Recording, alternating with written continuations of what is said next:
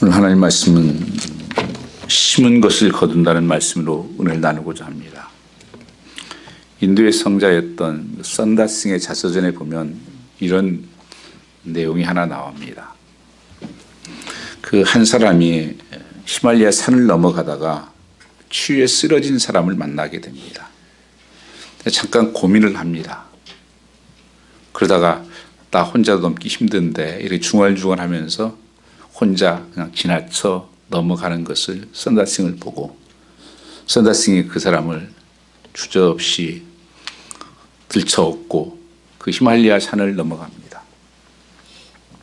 한참 언덕을 올라서 내려가다 보니까 그 앞에 가던 사람이 죽어 있는 것을 발견하게 됐습니다. 그 사람도 추위에 죽은 것입니다. 그런데 자기는 땀이 범벅으로 등에서부터 쫙 땀이 흐르고 있는 것을 보면서 나는 살아있구나. 그 진리를 하나 깨달았다는 것입니다. 땀을 살리는 것이 바로 자기를 살리는 길이다 하는 말을 했었습니다. 이건 성경에서도 말씀하고 있는 진리입니다. 주님께서도 자기를 죽이면서 살리신 것이죠. 이 갈라디아 교회는 바울이 주 47년경에 1차 전도여행 때 세워진 교회입니다. 그런데 2차 선교를 가면서 이 교회 소식을 듣게 됩니다. 그렇게 아름답던 그 교회, 또 믿음으로 충만했던 성도들이 들리는 소식을 들으니까 많이 변질되어 있는 모습을 보게 됩니다. 그게 갈라디아서 거기 5장 19절부터 쭉 나오는 죄에 대한 모습이 그 교회에 있었다고 하는 것입니다. 그래서 그 공동체가 정말 하나님이 사용할 수 없는 그런 세속되어가는 모습들을 보면서 사도 바울은 그런 고백을 합니다. 너희가 성령을 쫓아 살아야 된다. 육체의 소욕대로 살면 죽는다. 그러면서 우리의 성도의 삶에서 여러분 절대 내 힘으로 어떻게 내가 믿음을 살 수가 없어요. 성도는 성령을 쫓아 살면 육체의 속을 이루지 아니한다고 이렇게 말씀하고 있습니다. 이 범죄한 이 백성들, 거룩함을 잊어버리고 교회의 본질을 잊어버린 이 공동체의 모습을 보면서 사도 바울은 본문 1절에 이렇게 고백합니다. 형제라 사람이 무슨 만일 범죄한 일이 드러나거든 신령한 너희는 온유한 마음으로 가서 그를 바로잡고 너 자신을 살펴보아 너도 시험 받지 않게 하라. 사람은 누구나 죄를 지을 수 있는 존재들입니다. 그렇게 부족한 존재입니다. 또한 죄를 내 혼자 씻을 수가 없고 벗어날 수가 없는 존재들입니다. 왜냐하면 죄는 사단이 역사하는 경우가 많기 때문에 내가 못 이깁니다. 그래서 습관으로 늘 짓는 죄들. 여러분 그거 벗어나려고 얼마나 몸부림쳐 안 된다니까요. 육체의 소욕은 절대 이길 수가 없다는 거예요. 성령을 쫓아 살아야 된다고 말씀하는 것입니다. 죄를 짓는 것이 인간적인 우리의 모습일 것입니다.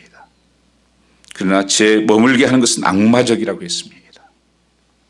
문제는 죄를 지을 수밖에 없는 부족한 존재지만 죄에서 쉽게 벗어나지 못한 존재에 죄에 머물지 않도록 누군가가 도와야 한다는 것입니다. 하나님께서 가정 공동체를 세우고 교회 공동체를 세운 이유가 바로 여기 있는 것입니다. 그래서 하나님께서 인간을 혼자 살게 만든 것이 아니고 사람이라는 것은 함께 살게 되어 있습니다. 바로 이 교회 공동체가 존재하는 것은 때론 넘어진 사람들, 그 사람들을 세우고 또 공동체가 붙들어주고 함께 나아가는 것이 공동체라고 하는 것입니다. 사람들은 누구나 상대방에 대해서 세 가지 원하는 것이 있다고 합니다. 첫 번째는 모든 사람이 나를 좀 이해해 줬으면 좋겠어 하는 마음을 가지고 산다는 것입니다. 나를 좀 이해해줘. 또 두 번째는 나를 좀 믿어줬으면 좋겠다. 이런 마음을 가지고 산다는 것입니다. 좀 나를 좀 믿어줘. 또 어떤 사람들은 나를 덮어주기를 바란다는 것입니다. 이건 다 뭘까요? 한마디로 말씀드리면 용서해줘. 나를 좀 용서해 줬으면 좋겠어. 이런 표현인 것입니다. 만일 문제는 나에게 이런 믿음이 있다면 다른 사람에도 같은 마음일 것이라는 것입니다. 이런 자세로 살아야 된다고 하는 것을 말씀하고 있는 것입니다. 자신에게는 한없는 간용의 눈빛을 주면서 다른 사람들에게는 엄격한 잣대를 대고 평가하고 책망하고 정죄하는 모습이 이 공동체에 있었다고 하는 것입니다. 이 시대의 공동체의 모습 속에서도 이런 것이 너무 많이 있는 것입니다. 우리의 삶의 믿음의 길을 나그네의 길이다, 광야의 길이다 이렇게 말씀합니다. 이스라엘 백성들도 40년 동안은 광야의 길을 걸어왔었습니다. 그러다 가다 보니까 광야길은 부족한 것이 많죠. 위험한 것이 많죠. 농사도 지을 수가 없죠. 그러다 보니까 많은 사람들이 불평하고 원망하고 때로는 낙심하고 넘어지는 사람들이 수없이 일어났습니다. 왜냐하면 올라가다 보면 너무 힘겨하고 좀 포기하고 싶고 쉬고 싶은 때가 누구에게나 있다고 하는 것입니다. 그때 누가 있어야 하는 것입니다. 함께 붙들어주는 사람들, 함께 업고 가는 사람들, 또 내가 일으켜줘야 될 사람들, 그 이웃들이 있다고 하는 것입니다. 우리의 믿음의 여정이 이렇게 힘들어하는 믿음을 떠나 죄에 빠진 이웃들을 만날 때 우리는 어떻게 해야 되는가 하는 것입니다. 광야길은 하나님만을 바라보고 나를 낮추게 하는 곳입니다. 그 훈련을 통해서 광야는 하나님께 나아갈 수 있는 의지하는 법을 배우는 것입니다. 그래서 우리 모든 성도는 누구나 참된 믿음의 길을 가려면 광야의 길을 갈 수밖에 없습니다. 광야의 길을 걸어야만이 단단해지는 믿음이 되는 것입니다. 그래서 하나님께서 때로는 우리 삶에 이런 광야를 허락하시는 거예요. 사람들 나름대로 광야가 있습니다. 어떤 경제적인 광야가 있을 수 있어요. 또한 건강의 광야가 있고 사업에 가정에 여러 가지 나름대로의 다양한 모양으로 광야들이 나타납니다. 이 나타날 때 우리가 어떻게 살아야 되는 것인가? 우리는 이 광야를 만나면 사람들은 어떤 사람 포기해버리고 어떤 사람 믿음을 떠나고 원망하고 불평하는 사람들이 많습니다. 하나님께서는 그렇게 하라고 주신 것이 아닙니다. 이 광야길에서 오늘 1절 말씀을 보면 형제의 연약함을 이해하라고 말씀하고 있습니다. 우리 주변에 그리스도인이 죄에 빠졌다면 우리는 제일 먼저 보이는 반응은 뭘까요? 대개는 그 사람에 대해서 비판하고 또는 정죄하고 판단하는 것이 우선 내 감정적으로 느껴지는 모습입니다. 그것은 정죄하는 사람이나 받는 사람에게도 아무 도움이 되지 않습니다. 오늘 형제들 온유한 심령으로 접근해야 된다고 말씀하고 있습니다. 범죄한 일이 드러나거든 신령한 너희는 온유한 마음, 신령하다는 성령 충만을 말씀하는 거예요. 그래서 앞에도 계속 말씀하는 게 성도의 삶은 성령 충만하지 않으면 살 수가 없다. 성령을 쫓아 살아야만이 이 세상을 이길 수가 있다고 말씀하는 것입니다. 그래서 우리가 성령 충만한 모습으로 온유하게 여기는 거예요. 온유한 마음으로 이 성령이 지배받는 마음을 말하는 것입니다. 우리는 살아가면서 내가 무엇인가를 지배를 받고 삽니다. 대개 우리는 감정의 지배를 받고 살아요. 이 감정의 지배는요, 혼적인 것은 사단이 나를 움직일 수 있는 가능성이 너무 높은 것입니다. 내 생각 같지만 아니에요. 사단이 속이는 것이에요. 거짓의 압입니다. 그래서 자꾸 내 감정을 동원해가지고 어떤 일들을 이루게 만들고 어떤 일을 판단하게 되고 결정을 하게 하는 것입니다. 성경은 그렇게 말씀하지 않습니다. 성경은 말씀을 따라서 그것은 믿음의 결정이에요. 하나님 뭐라고 말씀하시는가? 믿음의 결정. 그것은 성령을 따라 살라고 말씀하는 것입니다. 감정의 지배를 받으면 쉽게 분노하는 마음이 생기고 정죄하는 마음이 생기고 내 판단이 하게 되는 것입니다. 성령을 통해서 범죄할 수밖에 없던 형제의 연약함을 깨뜨려 보는 마음이 바로 성령의 마음입니다. 성령은 우리의 생각을 다 아시고 우리의 마음을 아시는 분이에요. 우리 연약함을 아십니다. 그래서 고린도전서 2장 11절에 사람의 사정을 사람의 속에 있는 영예에는 누가 알리오라고 말씀하고 있는 것입니다. 우리가 성령의 도움으로 범죄 속에 있는 이웃을 바라본다면 어떻게 될까요? 한마디로 이해하는 마음이 생기는 것입니다. 결단코 이것은 범죄를 합리화해 주거나 동조하기 위해서가 아닙니다.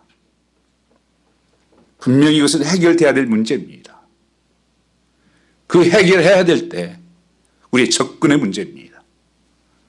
우리는 어떤 선입관을 가지고 내 기준을 들이대서 판단하고 정죄하는 것으로 들어가는 것이 아니라 그 형편을 이해하는 마음이 먼저, 그게 성령이 주신 마음이라는 것입니다. 이웃을 내가 잘 안다고 쉽게 정죄하기보다 이웃을 알아야 됩니다. 대개 우리가 그런 판단하는 것은 내가 잘 안다고 생각하는 것입니다. 그래서 3절에 뭐라고 말씀합니까? 만일 누가 아무것도 되지 못하고 된 줄로 생각하면 스스로 속임이라. 나는 됐다. 저 사람은 안 됐다. 그런 거예요. 난 알고 있어. 이런 것들이 가장 속기 쉽게 들어가는 게 목사예요. 말씀하니까 내가 그렇게 사는 줄 알아요. 아니에요. 우리가 많이 신앙생활 오래 했다는 사람들이 속는 것이 이거예요. 내가 안 돼요. 뭘 알아요? 사도 바울도 고린도전서에 보면 사람 판단받는 것은 내게 작은 일이다. 나도 내 자신을 판단치 않고 판단하실 분은 하나님밖에 없다 하는 것을 말씀하는 거예요. 근데 내가 안다고 사람들에 대해서 그런 접근을 하는 것입니다. 우리는 그 사람을 이해하는 것으로 접근해야 됩니다. 오래전에 읽은 책 중에 그 스티븐 코비가 쓴 성공한 사람들의 7가지 습관이라는 책이 있습니다. 오랫동안 아마존에서 베스트셀러가 된 책인데 그 책에 이런 내용이 하나 나옵니다. 이게 전철을 타고 가는데 맨하탄 전철을 타고 이렇게 집으로 돌아가는데 그 아들이 하나 있었습니다. 이 아버지는 홀을 자요. 그리고 아이는 그냥 온통 그 지하철 안을 뛰어다니면서 사람들 건들고 막 이게 차고 괴롭히는 거예요. 그러니까 사람들이 하도 보다 보니까 아버지는 자고 있고 그러니까 어떤 한 분이 가서 깨웁니다. 여보세요. 좀 아이를 좀 잘 단속하십시오. 저렇게 방치하면 안 됩니다. 그러니까 그분이 부시시 깨어나면서 죄송합니다. 어젯밤에 그 맨하탄에서 내 아내가 암으로 마지막 운명을 했습니다. 그래서 잠을 하도 못 자고 해서 좀 잤습니다. 죄송합니다. 그때 그 사람들, 불평했던 사람들의 마음들은 다 잔잔 침묵이 흘렀다. 그러니까 왜 그 방향이 바뀌었을까요? 그 사람에 대해서 그 상황을 이해했기 때문입니다. 우리가 살아가면서 여러분 내 있는 형편을 다 이야기하고 못 살아요. 어떻게 그 다 누구한테 이야기해야 됩니까? 설명해야 됩니까? 그렇기 때문에 우리가 쉽게 그 사람에 대해서 판단하는 것은 옳지 않은 경우가 많은 것입니다. 그 속담 중에 그런 말씀이 있잖아요. 남의 신발을 신고 텐마를 가보지 않으면 그 사람을 알 수 없는 것이다. 오늘 사도 바울은 신령한 온유한 마음으로 그러한 자를 바로 잡아야 되는데 그 신령한 마음으로 이해할 뿐 아니라 너 자신도 내가 그런 형편에 들어갔었을 때 나는 어떻게 해야 되는지를 경계로 삼아야 된다고 말씀하고 있는 것입니다. 그래서 너무 쉽게 사람을 판단하지 마십시오. 또 난 다 안다고 생각하지 마시기 바랍니다. 그뿐 아니라 이 경계를 삼아야 되는데 이웃의 범죄가 명확한 사실로 드러나도 우리가 그 실수를 다룰 때 나도 범할 수 있는 실수다.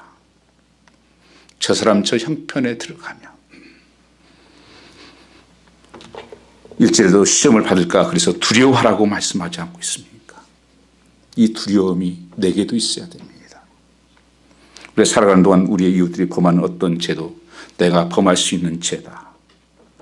바울은 다른 서실에서 무릇 섰다 하는 자는 넘어질까 조심하라.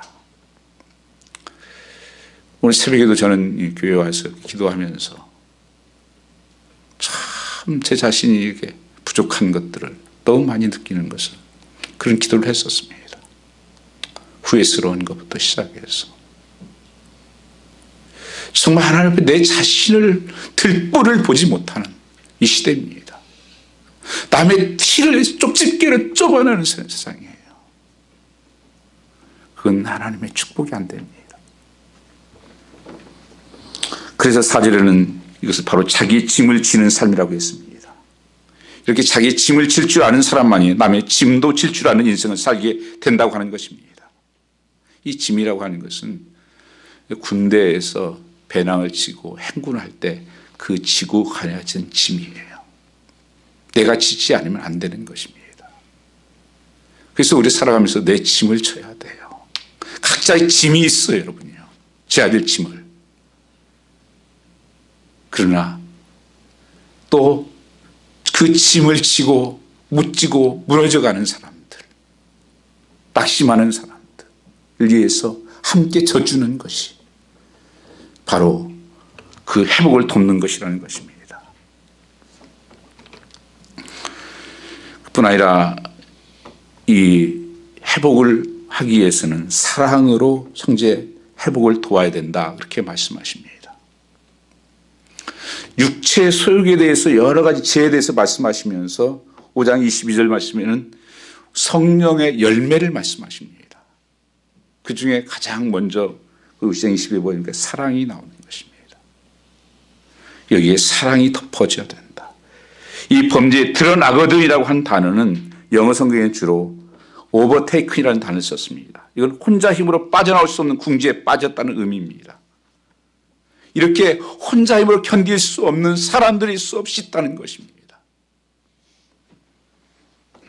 이 바로 잡으라는 뜻은 본래 신체가 뼈가 어긋났을 때 이렇게 칼 부탁해서 바로 잡잖아요. 이런 뜻이에요. 뼈가 어긋났는데 너희가 가서 바로 잡아주어라. 흔들리지 않게.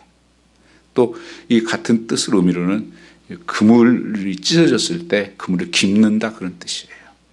그러니까 이 바로 잡는다는 뜻은 그 사람을 새롭게 살린다고 하는 뜻이에요.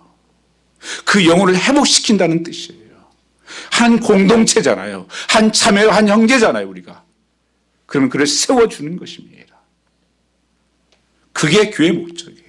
교회 징계도 거기에 준하는 것이고 우리가 구분하는 것도 그거에 근거하는 것입니다. 그 기능을 다 할 수 있도록 회복하는 것입니다. 그 할 때 바울은 사랑으로 해야 된다. 너희가 서로 2절에 보면 짐을 지라. 그래야 그리스도의 법을 성취하라 그래. 법이 뭐예요? 그리스도의 법이. 성경의 법은 성경의 모든 법을 요약한 것이 십계명입니다. 십계명을 요약한 것이 두 계명입니다. 두 계명이, 첫 계명이 마음을 다하고 성품을 다하고 힘을 다해 주 너의 하나님을 사랑하라는 것이고, 두 번째 것이 내 이웃을 내 몸처럼 사랑하라는 것입니다. 사랑의 법을 성취하라는 것이죠. 서로 짐을 짐으로 말미암아서 서로 져주어서 그 사랑의 법을 성취해라. 그게 사랑입니다. 때로는 기도로 내가 짐을 져주기도 하죠. 그것이 큰 사랑이에요. 가장 큰 사랑. 또 내 손으로, 내 말로, 여러 가지 모양으로 그 사람의 짐을 같이 져주는 것, 멍에를 져주는 것. 그 성경에서는 서로라는 말이 많이 나옵니다. 서로 사랑하라. 요한복음 13장의 말씀입니다. 서로 격려하라. 에베소 5장 19절 말씀에 서로 화평하라. 마가복음 9장에 겸손히 섬기고 순종하라. 요한복음 13장에 친절을 베풀고 서로 사랑하고. 이게 교회 공동체에 주님께서 주신 모형이에요.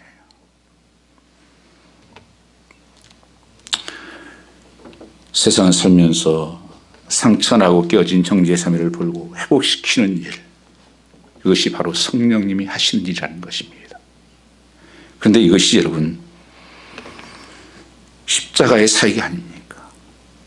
예수님께서 죄와 고통 가운데 죽어가는 영혼들, 아무 소망이 없고 낙심해 있는 영혼들, 지옥 갈 수밖에 없는 백성들을 위해서 우리 죄짐을 대신 지시고 십자가에 지신 생명을 버리심으로 회복하게 하신, 구원하신 그 주님의 사역이 바로 이 사역인 것입니다.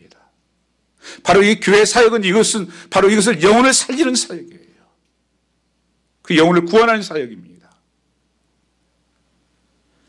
이 사람이 빚진 자가 되었으면 이제 우리도 서로의 짐을 기쁘게 져야 되지 않겠습니까? 오늘 바울 사도는 9절에서 갈라디아 성도들에게 선을 행하되 낙심하지 말지니 포기하지 않으면 때가 이름에 거두리라고 말씀하십니다. 이 사유가 낙심이라는 단어는 히라보의 이 단어의 합성어예요. 만사의 의욕을 상실한 마음을 뜻하는 것입니다. 낙심이 마음이 떨어지는 사람들. 그 중에 가다 보면 믿음이 떨어지가지고 드러누워 있고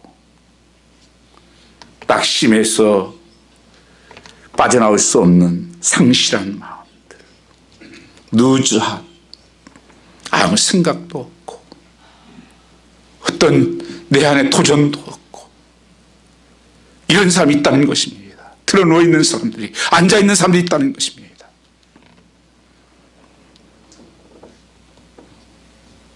이것을 선을 행하되 낙심하지 말지니 포기하지 아니하면 때가 되면 이루게 될 것이다. 우리에게 주는 중요한 말씀이죠. Nonetheless, never give up. 이 길을 걸어가는 길에 결단코 포기하지 말아라. 마귀가 그 부하들과 함께 무기 전시회를 열었다고 합니다. 어떻게 하면 성도들을 넘어지게 할까? 가장 서로가 자랑을 합니다. 이 무기가 최고야. 저 무기가 최고야. 그 나왔던 무기들을 보면 핍박이야. 핍박. 사람들이 핍박하면 돼. 다 무너질 거야. 아니야. 핍박하니까 사람들이 서로 연합하고 서로 마귀가 그런다고 이렇게 해서 더 덤비던데. 그거 안 돼. 아니야. 그럼 유혹하면 돼. 유혹. 유혹했더니만 넘어진 것을 거울 삼아가지고 우리가 또 회개하고 그 사람이 새로 나오던데 그 사람들이 실패하게 하면 돼. 그 사람 또 실패하게 했더니만 기도가 부족해서 그렇다고 그러고 믿음이 부족하다고 그러고 다시 믿음을 세우고 그거 안 돼. 어떤 한 사람이 무기를 가지고 왔는데 낙심이라는 무기를 가지고 왔다. 사람을 낙심케 하면 됩니다. 최고 무기가. 여러분 이 낙심이 무서운 것이에요. 신앙생활 하면서 성도들 살아가면서 이 광야길을 걸어가면서 수없는 어려움들 만날 때 절대 낙심을 하지 말라고 말씀하는 것입니다. Nonetheless, never give up.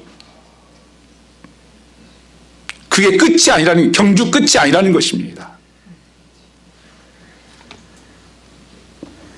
이 양마귀들은 어떻게든 낙심시키려고 합니다. 자, 믿어봤자 생기냐? 기도했다고 응답되냐?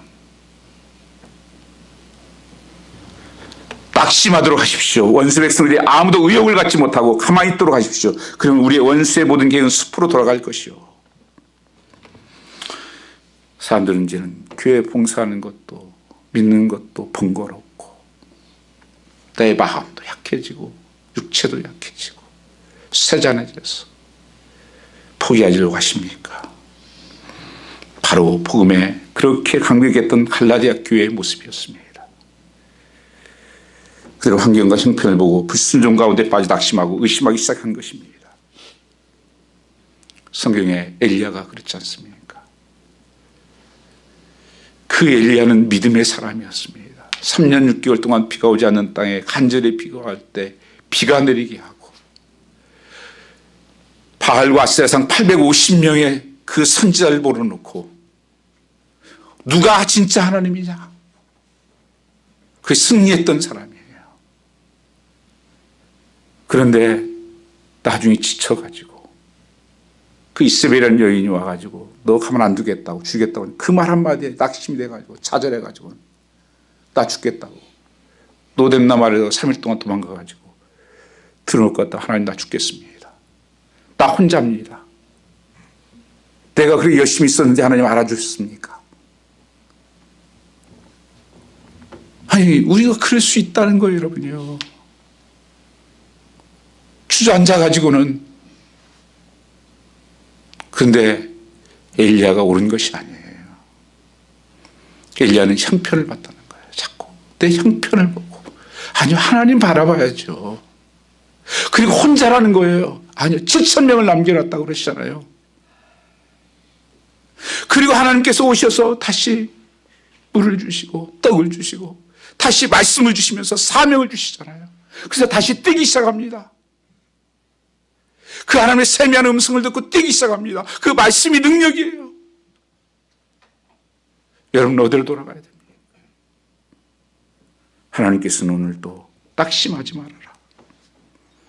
하나님이 계시지 않느냐.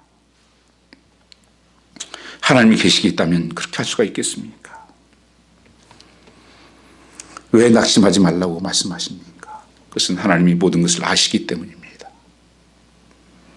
메시아의 의욕을 상실하고 좌절할 때 우리는 종종 이런 얘기를 하죠. 내 편은 아무도 없다고. 내 마음 누구도 모른다고. 그래서 문 칵 닫는 거 아닙니까? 그리고 자기 감옥에 들어가는 거 아닙니까? 노력했지만 결과가 뭐야 이거. 하나님 당신은 살아계십니까? 기도는 왜 이렇게 응답이 안 됩니까? 전능하신 하나님이시다면서 이렇게 되기까지 구경만 하고 계십니까? 사도 바울은 바로 그 자체가 사단이 속이는 것이라고 말씀하고 있습니다. 7절 말씀 한번 같이 읽어보겠습니다. 7절입니다. 스스로 속이지 말라. 하나님 만물이 여김받지 아니하시나니 사람이 무엇으로 심든지 그대로 거두리라. 아멘. 속지 말라는 거죠. 사단은 그렇게 속삭이는 거예요. 야 너는 안 돼 이제. 너 끝났어. 경기는 끝나지 않았습니다. 그런 모든 것을 보시고 하신 것입니다. 그때가 차면 하나님께서 분명히 뭐라고 말씀하십니까? 무엇을 심든지 그대로 거둘 것이다. 열매 맺게 할 것이다. 응답하실 것이라고 약속하고 있는 것입니다. 그 응답은요 하나가 아니에요. 하나 심으면 100을 거두는 역사예요. 더 풍성함이 어번던트한 라이프가 임하는 것입니다. 마가복음 6장 45절 이하의 말씀 보면 예수께서 그 기이한 기적을 행하시고 제자를 갈릴리 반대편으로 배를 타서 내보냅니다. 그 주님께서는 산에 올라가서 기도하십니다. 재촉을 하면서 주님께서 보내요. 빨리 가도이들. 그런데 가다 보니까 밤 사경인데 가장 어두운데 풍랑이 일고 배가 뒤틀리고 죽을 똥사똥 흔들려도 어떻게 길이 안 보입니다. 가망이 없어요. 얼마나 주님을 원망스럽겠습니까? 아니, 주님이 가라고 해놓고는 본인은 오지도 않고 우리만 이렇게 보내놓고 이게 말이 돼? 하나님 살아계시다면 이런 일을 우리가 당해할 수 있어? 풍랑이 있을 줄 모르고 선생님 우리를 밤바다로 보내셨겠지. 능력이 없나 봐. 죽을 지경인데 당신은 어디 계신다는 것인가? 근데 마가복음 6장 48절 말씀 보시면 주님 뭐라고 말씀하십니까? 그분은 보시고 제자리 힘겹게 도전하는 것을 보시고 아시고 계셨다는 말씀입니다. 주님은 모르시는 것이 없으십니다. 시편의 139편에 우리의 말하는 것도 생각하는 것도 눕는 것도 다 아시고 나를 두루 진치고 나를 보호하고 계시다고 말씀하고 있는 것입니다. 하나님은 다 아세요. 여러분 자녀들을 키우신 분들은 어린아이에 모름 같지만 필요한 것들 다 아시잖아요. 그 아이는 잘 뭐 알까 부모가? 아니요. 부모는 그 울음 한마디에도 뭐가 필요한지 다 압니다. 그 몸짓 하나에 무엇이 필요한지를 부모들은 다 알아요. 하나님은 우리의 모든 것을 지으시고 아시는 분이세요. 하나님이 아시면 끝 아닙니까?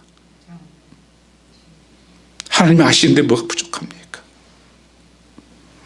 그리고 하나님께서 심은 것을 거두게 하시는 분이신데 여기에 말씀하는 것이 무엇을 심든지 그대로 거두리라. 신앙생활은 도박이 아니라는 것입니다. 심지 않고 자꾸 거두려고 하는 것. 성경은 심은 대로 거두는 게 자연 법칙이듯이 하나님의 변할 수 없는 진리예요. 내가 그 광야를 걸어갈 때 내가 무엇을 지금까지 심어왔는가에 대한 회개가 있어야 됩니다. 내가 엉뚱한 거 심어놓고 지금까지 살아오면서 하나님 말씀에 순종하지 않고 육체의 썩어질 것들만 심어놓고는 영원한 것을 거두겠다고 그리고 하나님 원망하는 것은 그것은 하나님을 모독하는 것입니다. 하나님 만물이 여김받지 않습니다. 하나님을 못 속입니다. 속지 말라는 것입니다.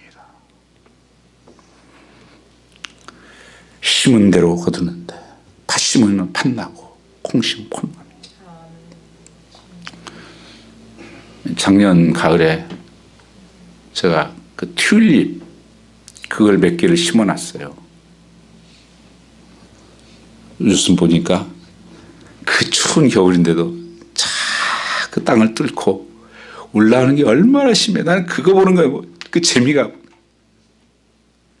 집보다 더 좋다니까. 그 생명이 올라오는 거 심어놨더니만 죽은 것 같았는데 생명이 살아나는 거예요. 뭐요? 심었으니까. 안 심었으면 안 나요. 여러분 삶 속에 오늘 내가 무엇을 심고 썩어질 것들 위해 삼지 말고 영원한 것들을 심으라고 말씀하지 않습니까? 우리는 무언가를 심고 사는 사람들이 매일매일 무언가 시간들을 심고 여러분들이 무언가 심었어요. 그런데 다 썩어질 것을 심어놓으니까 거둘 것이 없는 겁니다. 성령으로 선한 것을 심었기 때문에 우리는 낙심하지 않는 것입니다. 하루하루 살았다는 말은 우리가 지나간 시간과 공간에 무엇인가를 뿌리고 심은 것입니다. 오늘 본문의 사도 바울은 이 육체를 위하여 심는 자는 육체로부터 썩어질 것을 거두고 성령을 심는 자는 성령부터 영생을 거두느니라. 우리 현재의 낙심의 정당성을 말하기 전에 나는 지금까지 무엇을 심고 살고 있는가? 하나님이 정말 기뻐하는 일, 하나님 말씀하신 대로 살고 있는가? 그게 심는 것입니다. 예수를 만난 순간부터 우리는 우선순위에 배웠습니다. 예수님은 내 삶의 온 목적을 알고 그 목적에 맞게 순종했습니다. 여러분은 나의 삶의 목적이 무엇입니까? 왜 사는 것입니까? 좀 더 살면 뭐합니까? 내가 하나님이 주신 데 사며 나를 이 땅에 필요해서 나를 이 땅에 보내신 것입니다. 한 사람도 그 가치가 없는 사람이 없습니다. 한 영혼이 천하보다 귀하다고 말씀했습니다. 그래서 똑같은 사람도 한 사람도 없습니다. 오늘 하나님께서 그 우선순위가 마태복음 6장에 보면 너희는 먼저 그 나라와 그 의를 구하라. 그리하면 이 모든 것을 다하여 이루시리라. 이 약속의 말씀은 내가 어떻게 살아야 되는 것을 말씀하는 것입니다. 우리가 세상에 필요한 것도 해야 돼요. 그러나 그 우선순위는 놓치지 말라. 집에서도 여러분 내 시간의 우선순위 무엇이 먼저 손에 갑니까? 무엇이 먼저 눈에 들어갑니까? 무엇이 먼저 입에 들어갑니까? 이 우선순위 프라이어티. 그래서 주님도 늘 새벽 미명에 한적한 곳에 가서 하나님의 아들이면서 불구하고도 습관을 쫓아가서 하나님 앞에 예배하면서 그 우선순위를 정했습니다. 그리고 그 순종하는 삶을 살았던 것입니다. 하나님의 뜻을 행하는 자는 영원한 삶이 약속되었다고 말씀하십니다. 가장 위대한 명령을 복음을 전하는 것이고 가장 위대한 계명은 이웃을 사랑하는 것이라고 했습니다. 그래서 Great Commission. 그런데 육체를 심는 자들을 한번 보시기 바랍니다. 그 5장 갈라디아서 5장 21절 말씀에 한번 같이 보겠습니다. 5장 21절. 투기와 술 취함과 방탕함과 그와 같은 것들이라 전에들에게 경계한 것 같이 경계하노니 이런 일을 하는 자들은 하나님의 나라를 유업으로 받지 못할 것이요. 이 육체를 계속 심는 사람들은 썩어져 있다고 하는 것은 하나님 나라를 유업으로 받지 못한다는 말씀을 하고 있는 것입니다. 아무것도 하나님 앞에 나타나 받을 게 없어요. 허무한 인생입니다. 여러분 우리는 다 지금 죽어가고 있고 썩어가고 있는 존재들이에요. 지금은 깨어나야 됩니다. 정말 하나님께서 기뻐하시는 것이 무엇일까? 하나님 영원한 명령, 영혼을 살리는 것. 그래서 사도 바울이 넘어진 자들, 연약한 자들, 믿음이 떨어진 자들을 살리라고 말씀한, 회복하라고 말씀하는 것입니다. 그리고 밖에 나가 죽어가는 영혼들을 살리라고 말씀하는 것입니다. 이것이 너에게 가장 큰 사명이고 그것이 사랑으로 이루어질 일이라고 말씀하고 있는 것입니다. 우리가 이 명령들의 순종의 동기를 가지고 인생을 살아온 것이라면, 성령을 위해 심고 살아온 것이라면 성령이 하시는 일은 하나님의 뜻을 이루는 것이고 예수의 목적을 성취하기 때문에 우리의 영원한 나라뿐 아니라 하나님의 풍성한 삶으로 채워주신다고 하는 것입니다. 우리 지난 모든 약점과 허물에도 불구하고 적어도 내 인생을 사는 동기가 복음이었다고, 사랑이었다고 한다면 하나님은 이 선한 동기를 인정하실 뿐 아니라 이루어해 주시고 결과가 했다고 해도 낙심하지 말라는 것입니다. 심은 것을 분명히 때가 되면 거둘 것을 말씀하십니다. 9절 말씀 같이 읽어보겠습니다. 우리가 선을 행하되 낙심하지 말지니 피곤하지 아니하면 때가 이름에 거두리라. 이 가장 선한 것은 복음이에요. 복음을 전하는 것. 그래서 교회에서도 여러분들이 한 영혼을 사랑하는 것은 복음을 전하는 것이에요. 이 너희가 착한 일을 하라. 기회 있는 대로. 지금이 기회입니다. 항상 있는 게 아니에요, 여러분요. 우리는 내일 일을 모릅니다. 오늘 또 하나님 내게 할 일이 무엇입니까? 하나님 기뻐하시는 일이, 그 선한 일을 이루게 해 주십시오. 육체의 일과 그러면 성령의 일의 본질적인 차이가 무엇일까요? 빌립보서 3장 3절 말씀에 그 차이를 분명하게 말씀합니다. 빌립보서 3장 3절 말씀에 하나님의 성령으로 봉사하며 그리스도 예수를 자랑하고 육체를 신뢰하지 아니하는 자는 곧 우리가 할례파라. 이 말씀이 경고하고 있는 것은 무엇입니까? 내게 조금 봉사하면서 요란스럽게 선전하고 열중하고 손을 까닥 않고 말만 하는, 곧 이것은 육신의 자랑, 자기 자랑을 위해서인가, 아니면 정말 예수님을 나타내고 자랑하기 위해서인가가 구분점입니다. 내가 하고 있는 모든 사역과 봉사와 모든 삶이 육체를 위해 삼는 것은 나의 자랑, 내가 드러나고 내가 나타나고, 봉사한다고 해도 그래서 소리치고 허세 부리고 이런 육식의 성도들의 모습이라는 것입니다. 분명히 이 성도들이 있습니다. 왜냐하면 고린도서에 보면 육적인 그리스도인이 있다고 말씀하셨어요.